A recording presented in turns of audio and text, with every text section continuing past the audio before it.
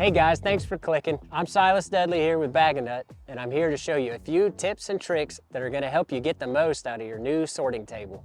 There's really not much to operating one of our sorting tables. Probably the biggest tip that I can give you is to take a little bit of time and plan ahead as to how you're going to handle your harvest, both before and after you've sorted through it. Variables like how many trees you're dealing with, how many pounds are on them that year, or maybe even whether or not you have a tractor to help you lift a bulk bag. And those things really make a difference, so you need to take time and plan for your specific situation. Another tip that I'll give you is to watch the videos that we put out about how to maintain your orchard and how to prep it before you run the harvester through it. You can find a link to them in the description below. If you spend a little bit of time, study what we're teaching you in those videos, it'll significantly reduce the amount of work that you have to do at the sorting table. Now let's talk about that sorting table. Our sorting table can be configured in multiple ways, so you can set it up to work for you in whatever situation that you're trying to clean your harvest in. You can put the feet on it so it's a standalone unit, or you can take them off and put the hitch bar on it so that you can attach it to the rear end of a vehicle and move it out around in the orchard. The design really makes it versatile so that you can set it up just about anywhere. Whatever works for you in your situation, this thing can adapt to it. No matter which way you end up setting it up, the operation is going to basically be the same. Once you've got that harvest built up, you're going to want to take that and dump it out onto the grading. Now when I'm doing it, I don't like to have a real thick pile. I don't like it to be super bunched up. I like to keep it kind of thin so that there's a lot of working room and then I can see what I'm doing and have room to spread everything around on there. So once I dump my harvest out onto that grading, I like to think of it as a process. The first step is that I'm going to get all the dirt and debris away from the nuts. The second step is I'm going to separate the good nuts from the bad nuts. And then finally, I'm going to dump the good nuts into the chute on the rear of the sorting table.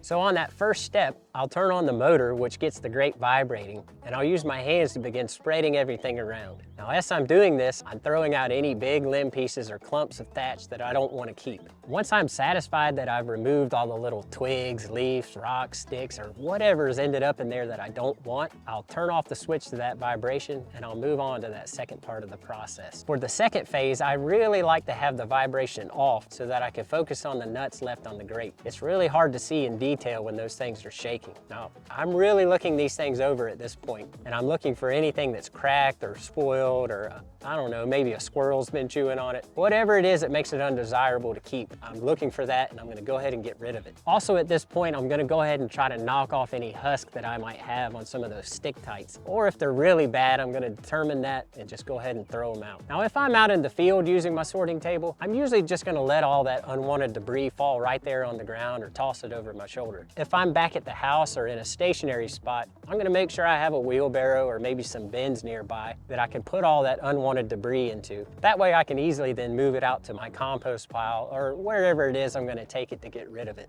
Once I'm satisfied that all the nuts left on the grate are worth keeping, I then dump them into the chute. Let the grate back down and the process starts all over again. The chute on this sorting table is really simple to use. I just keep my eye on it, and when I notice that it's getting full, I'll reach over to the side and open up the gate so that the nuts can leave the chute and go into my desired container. To open the gate, just loosen this knob and then lift the gate. You can just hold it open or you can hook it over on the side so it will stay open. When you're done, slide it back into position and tighten the knob. The sorting table is designed so that the chute will discharge into a standard 5-gallon bucket, or it can hold a bag on the bag hoop. It really doesn't matter what you use. I personally like to use a 5-gallon bucket, and when that's full, I dump the pecans into a bulk bag. I personally prefer this way because I often have a tractor around that can lift those bulk bags. If I don't have that tractor around, I like to use our burlap bags because I can easily move those with just my hands.